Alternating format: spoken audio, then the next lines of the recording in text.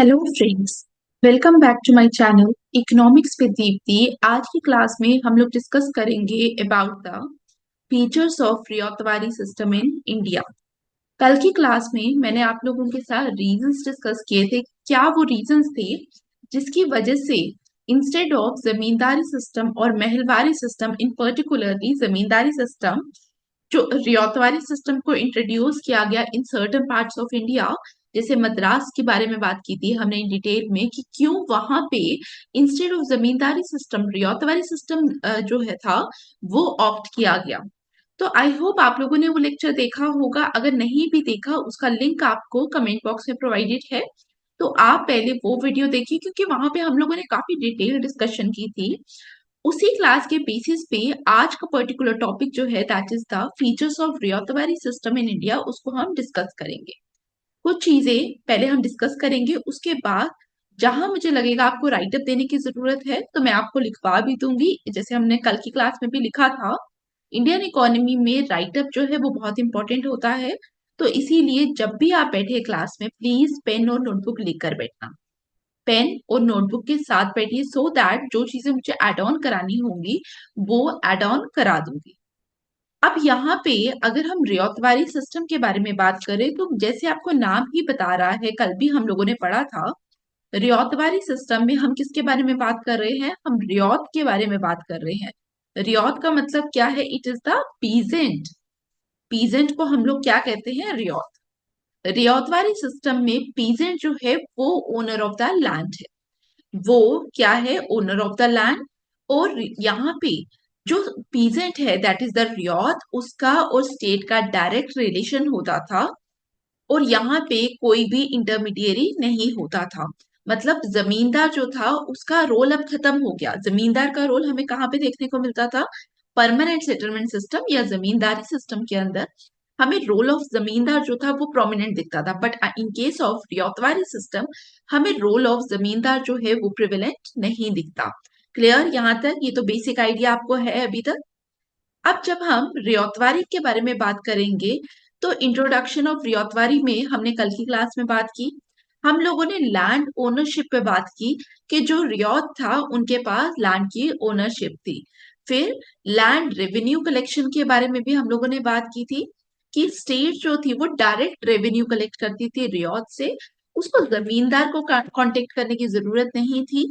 जमींदार on the behalf of state revenue कहाँ पे कलेक्ट करते थे? वो जमींदारी सिस्टम या परमानेंट सेटलमेंट सिस्टम में कलेक्ट करते थे। But in case of ryotwari, it is the state जो कलेक्ट कर रही है revenue from the ryot, that is the peasant. अब इसी तरीके से अगर हम फर्दर आज की क्लास में बारे में बात करेंगे, तो रियातवारी सिस्टम में हम लोगों ने फीचर्स देखने हैं। लेकिन उससे पहले आई रिक्वेस्ट कि अभी तक अगर आपने वीडियो को लाइक नहीं किया, then please like, share, subscribe and comment. और साथ ही जब भी आप लेक्चर्स देखते हैं, आप फीडबैक प्रोवाइड करिए कि क्या आपको इन क्लासेस के बारे में अच्छा लगा और कहाँ पे आपको लगता है कि मुझे इम्प्रूव करने की जरूरत है। प्लीज अपना कंस्ट्रक्टिव फीडबैक प्रोवाइड करिए, सो दैट क्लासेस को और इम्प्रूव किया जाए। And this is the brief introduction about me. आप पॉज करके देख सकते हैं। अब यहाँ पे रियातवारी सिस्टम के बारे में बात करें, तो मैंने आपको पहले ही बताया रियातवारी सिस्टम क्या है। It is a direct settlement system. यहाँ पे कोई भी इंटरमीडिएरी नहीं है। There is no intermediary.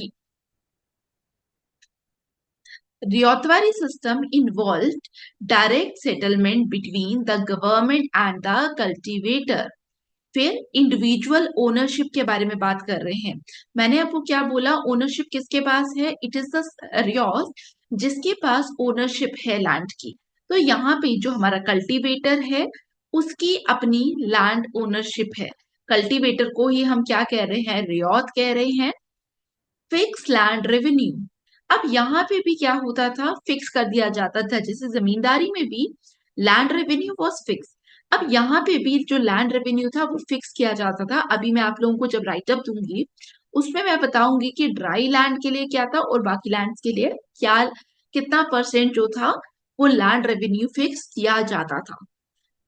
अब यहाँ पे जब हम लोगों ने बोला डायरेक्ट सेटलमेंट है, यहाँ पे इंटरमीडिएरी का रोल नहीं है। जब भी रियातवारी आएगा दिमाग में क्या आएगा? There is no role of intermediary.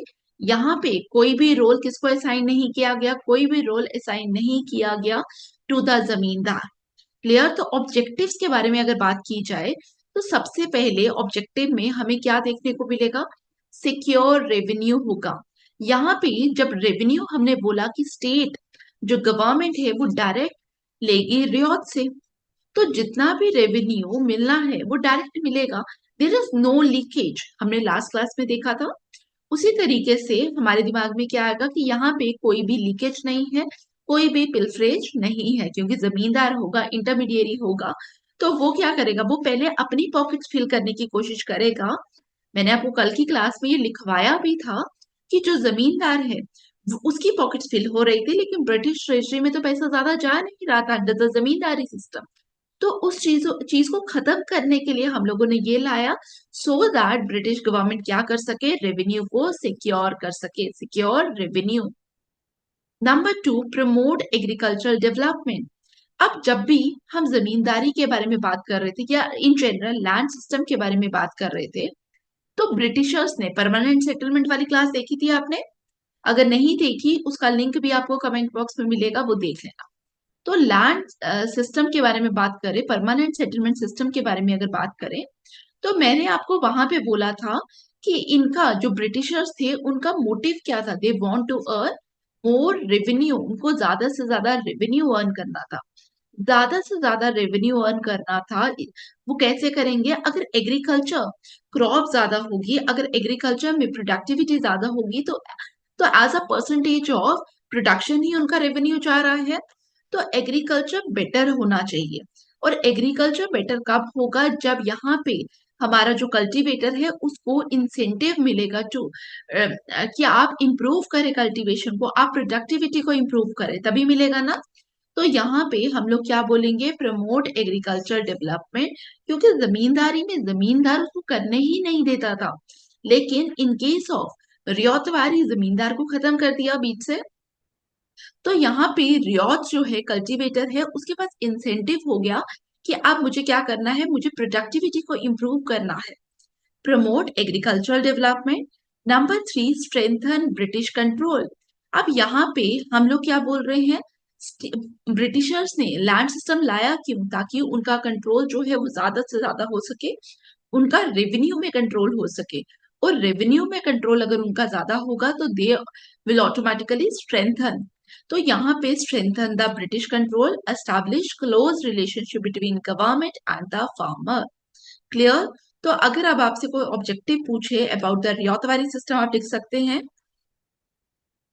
कल की क्लास में भी मैंने आपको बताया था कि रियायतवारी सिस्टम प्रिविलेज कहाँ पे था, मेजरली ये साउथ इंडिया के अंदर आया।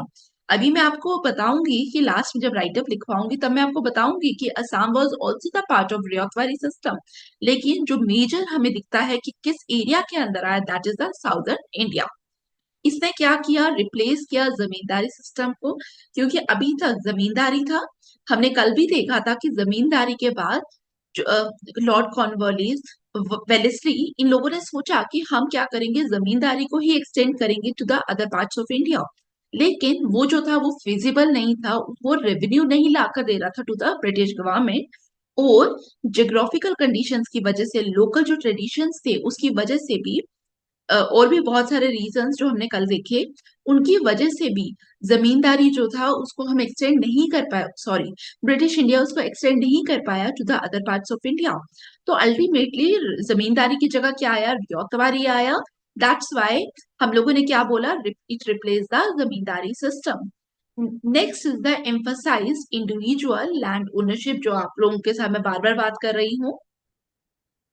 अब यहाँ पे जब लैंड रेवेन्यू कलेक्शन के बारे में बात कर रहे हैं, आप मुझे बताइए कौन लैंड रेवेन्यू कलेक्शन करेगा, it is the state government. अब जमींदार कलेक्टर नहीं है, आप कौन करेगा, अब स्टेट गवर्नमेंट ही करेगी। तो यहाँ पे एग्रीमेंट साइन किया जाएगा between the ryot and the state government.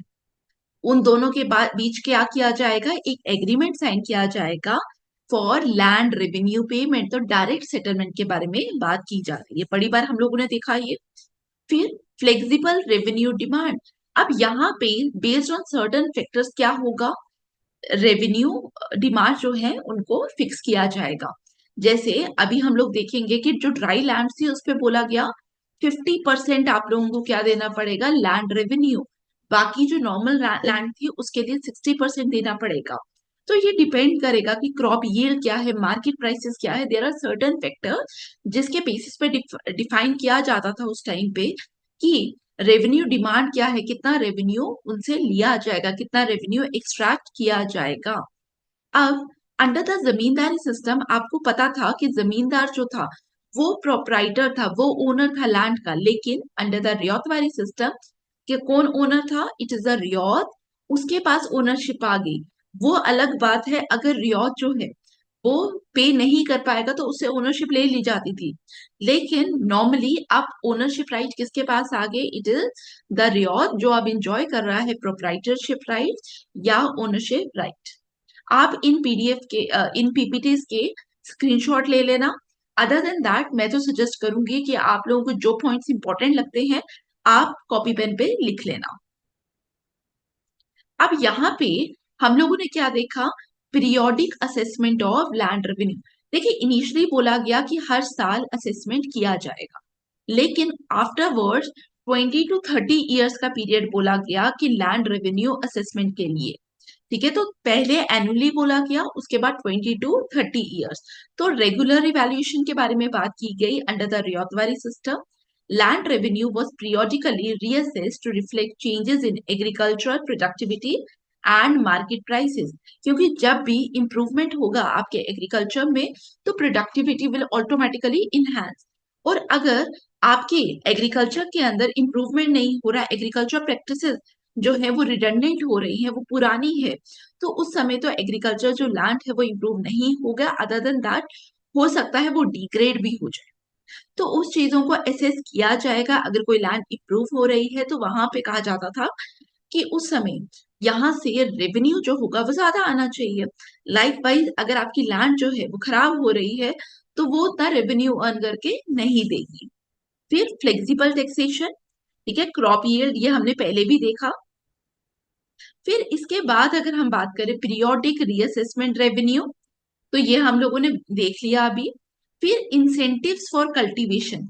अब जमींदारी में क्या होता था, यौज जो वहां पे जो हमारा पीजेंट था उसके पास कोई भी इंसेंटिव नहीं था कि वो अपने लैंड में जो यील्ड है उसको इम्प्रूव करे।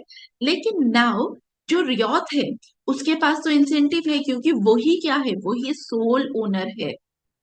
तो जब सोल ओनर है अब उसके पास बिलोंगिंगनेस है उस लैंड की। अब उसको लग रहा है कि मैं ओनरशिप राइट जो है वो इसके एज्यूम कर रहा हूं, तो मेरे को क्या करना चाहिए, मुझे इसकी इम्प्रूवमेंट में भी काम करना चाहिए। तो यहाँ पे क्या था, कल्टीवेटर जब वो परमानेंट राइट्स इंजॉय कर रहा था तो उसके पास क्या था, उसके पास एनकरेजमेंट था कि वो अपनी लैंड को क्या करे, वो अपनी लैंड को इम्प्रूव करे। क्योंकि अभी भी तो परसेंटेज ऑफ टैक्स ही देना है ना उसको। अगर उसको 60% भी देना है, इम्प्रूव होने के बाद भी उसको 60% देना है, तो रेस्ट 40% तो उसी के पास रहेगा।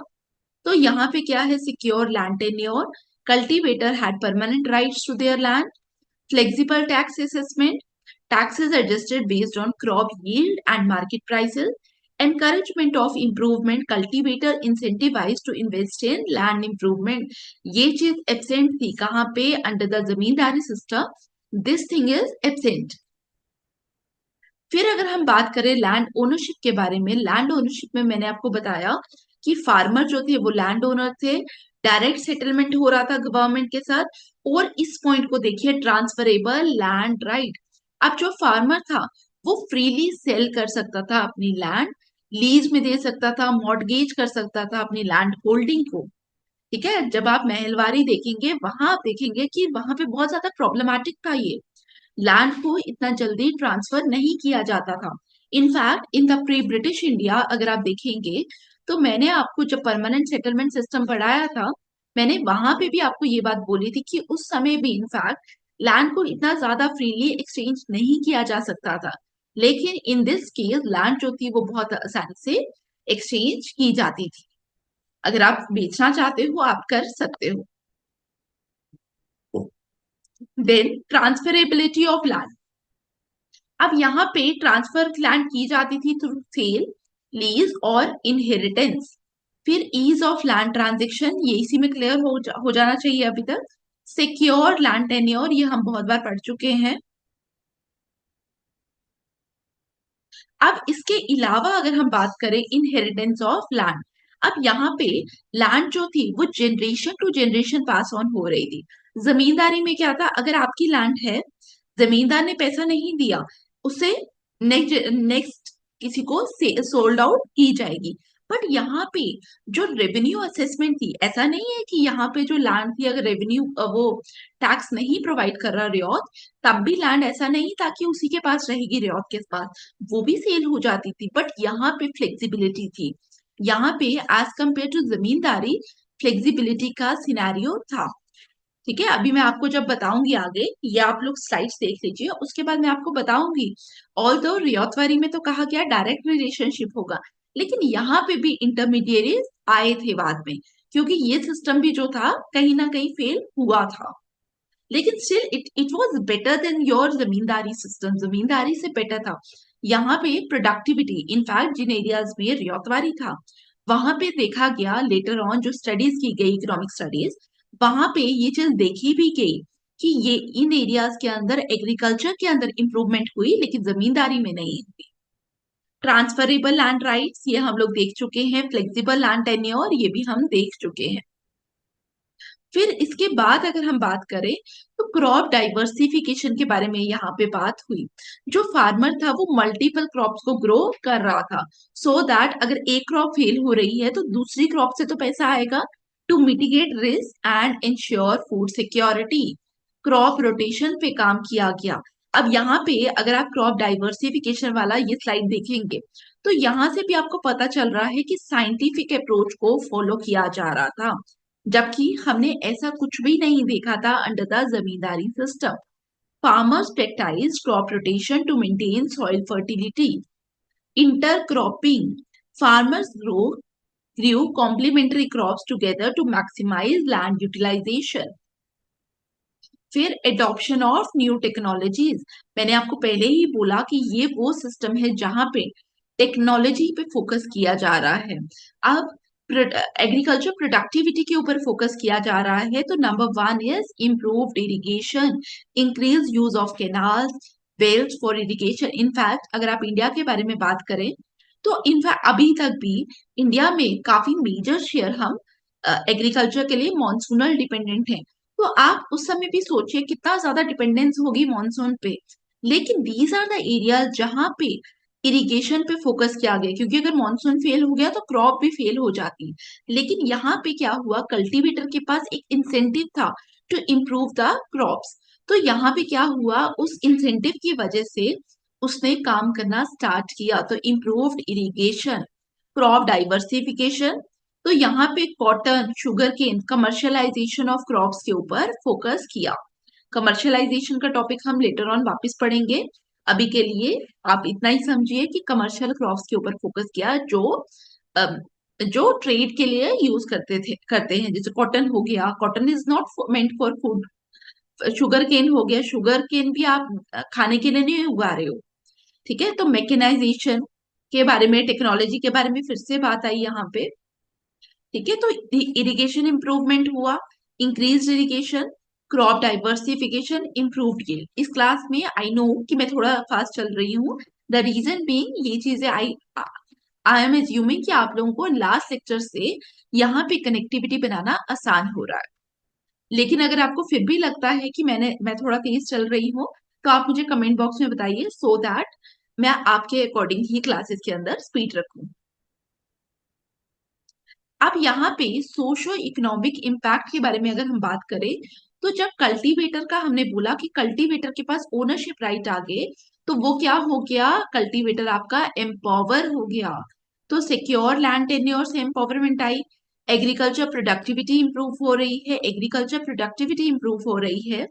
तो यहाँ से आपके पास कल्टीवेटर के पास भी क्या रहा, पैसा बच रहा है, फूड बच रहा है, जिसकी वजह से उसका स्टैंडर्ड ऑफ लिविंग भी इंप्रूव हो रहा है, इंप्रूव स्टैंडर्ड ऑफ लिविंग। फिर अगर हम बात करें कमर्शियलाइजेशन ऑफ एग्रीकल्चर, मैंने आपको पहले भी बोला यहाँ पे कैश क्रॉप्स आई, फिर डिक्लाइन हुआ फूड क्रॉप में, क्योंकि आपके पास एग्रीकल्चर जो लैंड है उसका वो तो फिक्स है। अब यहाँ पे अगर आप कैश क्रॉप्स उगाओगे तो फूड कहीं ना कहीं किसी और क्रॉप को छोड़ रहे हो, और कौन सी क्रॉप्स को छोड़ रहे हो? फूड क्रॉप्स को छोड़ रहे हो, जिसकी वजह से डिक्लाइन आना स्टार्ट हो गया इन फूड क्रॉप्स। और एमरजेंस ऑफ लैंडलॉर्ड्स, ये जैसे मैंने आपको पहले ही बताया था, थोड़ी देर पहले भी मैंने आपको ये बात बोली कि यहाँ पे क्या हुआ, यहाँ पे हम लोगों ने बोला, इनफैक्ट हमने बोला कि रियातवारी में होगा क्या। रियातवारी सिस्टम के अंदर डायरेक्ट लिंकेज है between the ryot and the state, लेकिन रियातवारी सिस्टम फेल हो गया और यहाँ पे जमींदार का तो आना बनता ही नहीं था। लेकिन यहाँ पे भी क्या हुआ, with the passage of time landlord class emerge हुई। क्यों हुई, इसके पीछे का रीजन समझाती हूँ।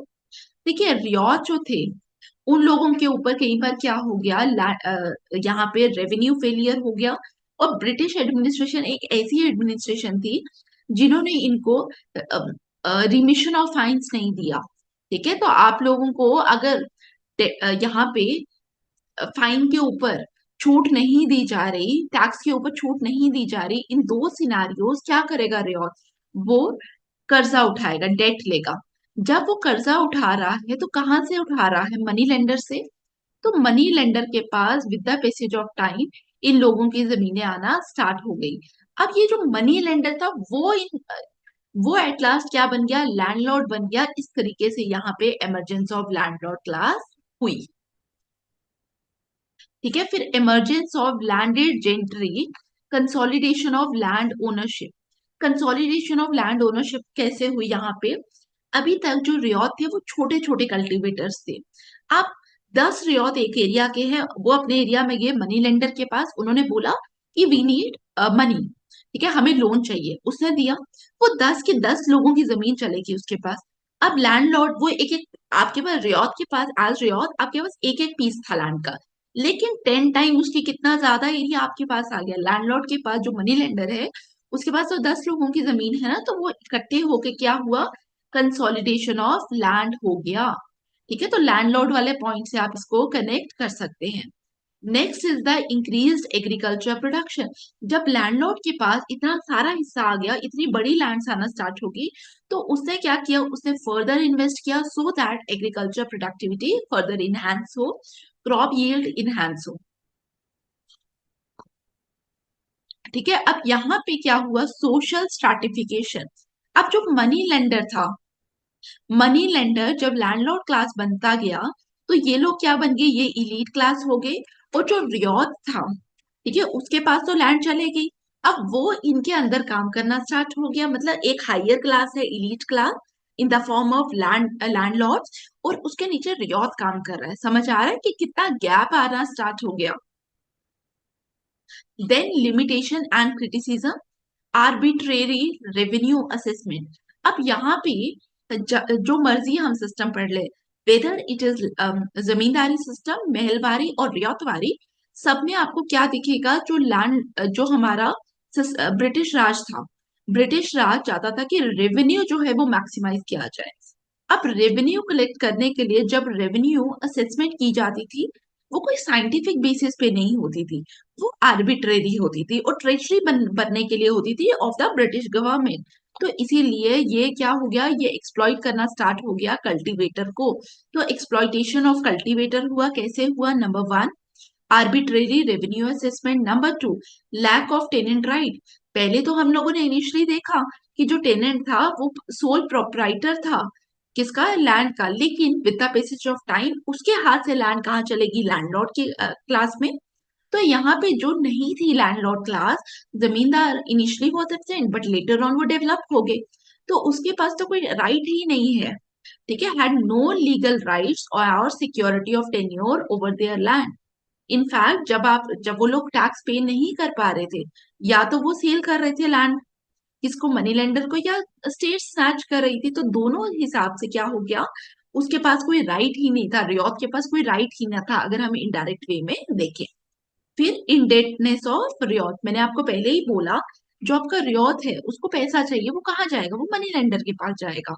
इनफैक्ट जब हम बैंकिंग सिस्टम पढ़ेंगे इंडिया के अंदर, तो आप लोगों को समझ आएगा कि यहाँ पे कितना ज्यादा अनऑर्गेनाइज सेक्टर है, आज भी है।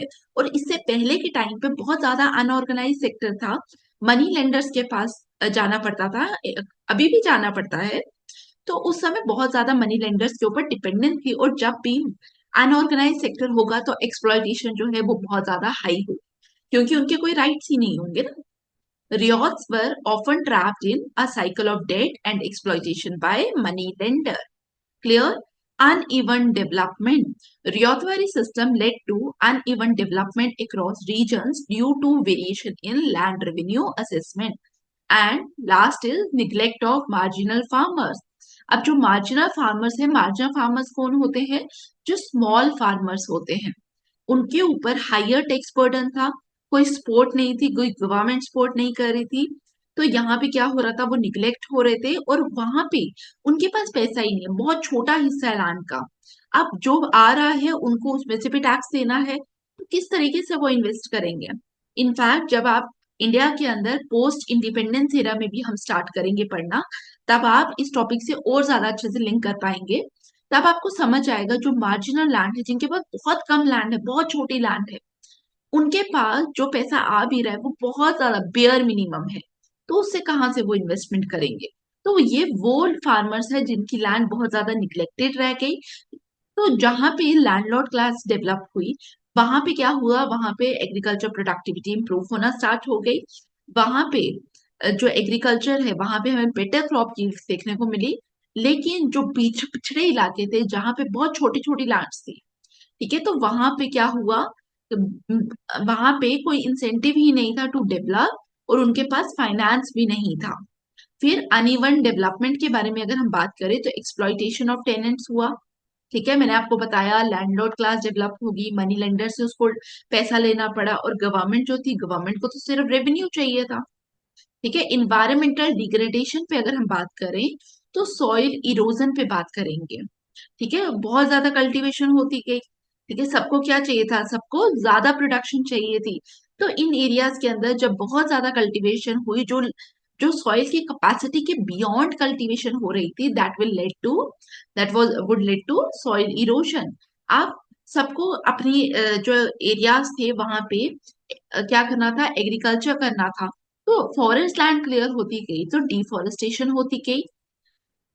Last is the water scarcity. Water scarcity, अब यहाँ पे क्योंकि पानी के लिए तो कोई टैक्स था नहीं उतना, तो यहाँ पे क्या हुआ, वाटर जो था उसको बहुत ज्यादा यूज किया गया।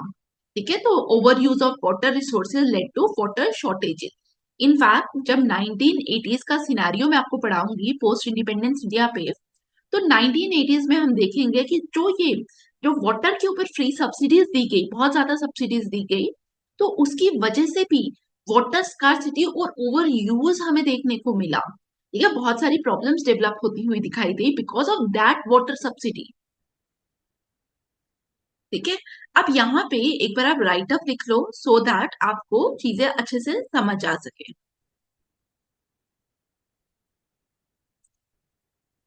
और मैं आपको राइट अप लिखवा रही हूँ, मैं बोल रही हूँ, जो चीजें मुझे लगेगा बोल लिखने की जरूरत है वो मैं बोर्ड पे लिख दूंगी। तो लिखिए, features of ryotwari system. Features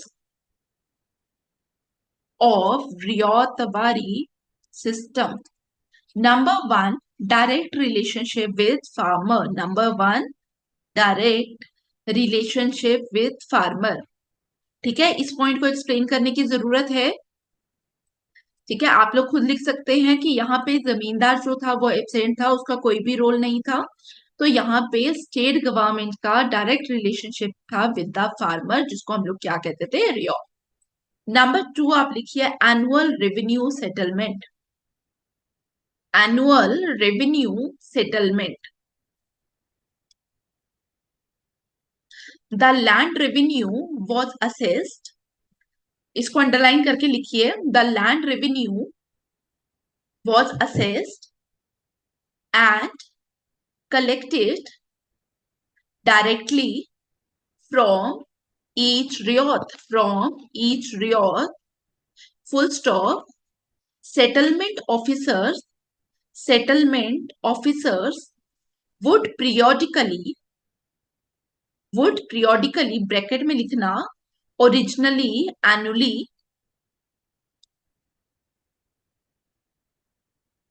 comma later extended to 20 to 30 years, later extended to 20 to 30 years, bracket close, reassess reassess the tax reassess the tax based on based on current agricultural productivity, based on current agricultural productivity and conditions, full stop. I repeat, ये second point को ही repeat कर रही हूं. Annual revenue settlement, underline करिए, लिखिए, the land revenue was assessed and collected directly from each ryot, full stop. Settlement officers would periodically, bracket में, originally annually, comma, later extended to 20 to 30 years, reassess the tax based on current agricultural productivity and conditions, full stop. Number 3, proprietary rights for farmers. Proprietary का मतलब क्या है? It stands for ownership. Proprietary rights for farmers, underline करिए, लिखिए, रियॉट्स were recognized as the proprietors of the land, full stop. They had rights to lease, sell, transfer और mortgage there land.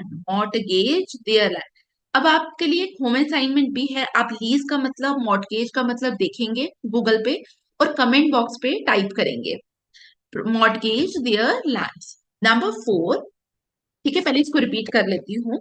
Proprietary rights for farmers, ryots पर recognised as the proprietors of the lands. They had rights to lease, sell, transfer or mortgage their lands. Full stop. Fourth point लिखिए. In theory, the settlement was supposed to be direct. Direct का मतलब रियॉत और state के बीच में. But a large number of intermediaries bracket में लिखना, like polygars. आप लोग ये मॉडर्न इंडिया के अंदर पढ़ेंगे. अगर नहीं भी पढ़ रहे तो आप इसको गूगल करके देख सकते हैं. Mirasidars developed anyway.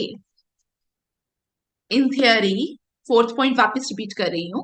In theory the settlement was supposed to be direct, but a large number of intermediaries like polygars, mirasidars developed anyway, full stop. Fifth point, responsibility of payment. Responsibility of payment, underline करिए, लिखिए, the responsibility for paying the land revenue directly to the government lay with the riot. Full stop. This direct accountability meant that if a riot failed to pay,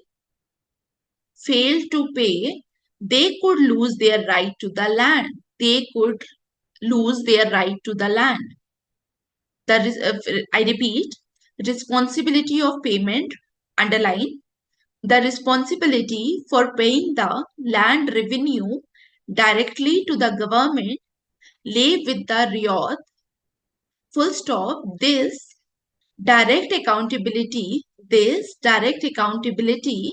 meant that if a riot failed to pay, they could lose their right to the land, full stop. Next point लिखिए, impact on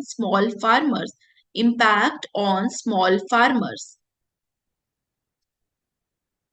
underline करिए, while theoretically beneficial by recognizing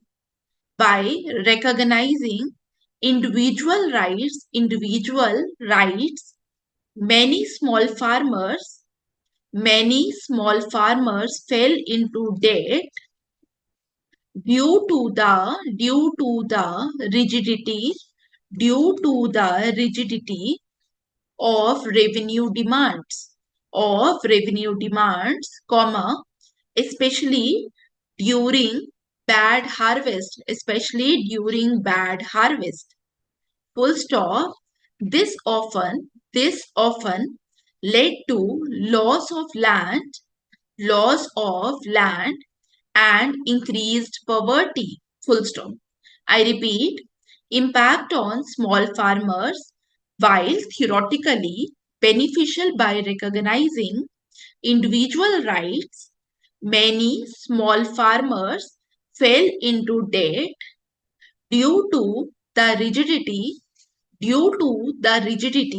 of revenue demands, comma, especially during bad harvest. Full stop. This often led to loss of land and increased poverty. Full stop. 7th point लिखिए, reasons of implementation. The ryotwari underline करके लिखिए, the ryotwari system was primarily implemented in parts of Madras, bracket में लिखना now Tamil Nadu, comma, Bombay, bracket में लिखिए now Maharashtra, comma, parts of Assam and Kurg, full stop. और एक और चीज मैं आपको बता दूं, मैंने आपको पहले भी बोला है कि अगर हम रियोतवारी के बारे में बात करते हैं तो रियोतवारी जनरली कहाँ पे आया था?